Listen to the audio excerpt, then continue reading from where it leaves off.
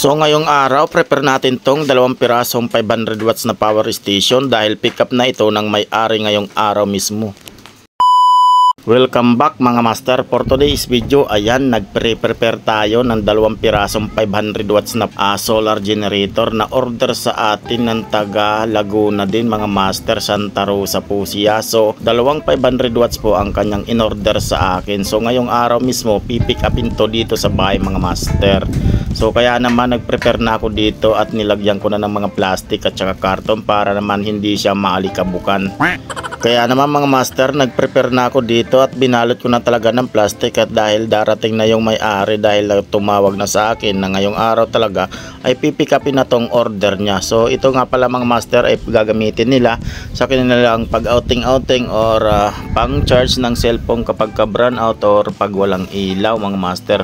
Power backup lang po ito mga master. So kaya lang po nitong paganahin ang mga basic na appliances tulad ng maliit na TV, electric fan, laptop, charge ng cellphone, wifi at siyempre iba pang mga gadget. Dahil may limit din po ito mga master ang capacity ng kanyang battery dahil 36Ah lang po ang capacity mismo ng battery nito. Pero makunat na po yan na battery dahil 30700 LiPo4 battery at brand new cells talaga mga master. At kung gusto nyo namang i-upgrade tong inyong solar generator mga master ay pwede nyo po itong dagdagan ng battery dahil mayroon naman po yan input ng extra battery.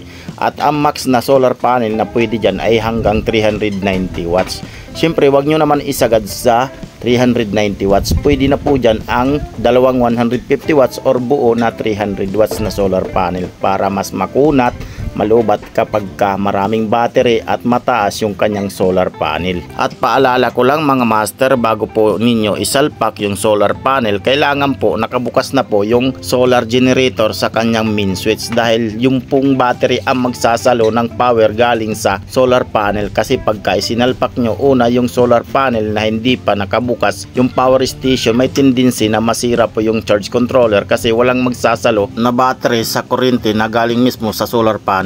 At syempre mga master, mayroon din yung pre na bukilya, wire at saka 4 na bombilya na 12 volts mga master na 5 watts. At may kasama din yan na 2 AC charger dahil 2 po yan na power station. At kung sakali man hindi pa makabili ng solar panel yung may-ari nito dahil wala naman itong kasamang solar panel, ay pwede niya charge ito sa 220 gamit ang AC charger mga master. Kaya 2 pirasong AC charger ang kasama nito dahil 2 pirasong 500 watts ang kanyang binili sa atin. Kaya hanggang dito na lang mga master. Maraming salamat sa inyong solid na panonood dyan. Paki-like and share ng ating video at kita-kits tayo sa susunod na upload mga ka-DIY.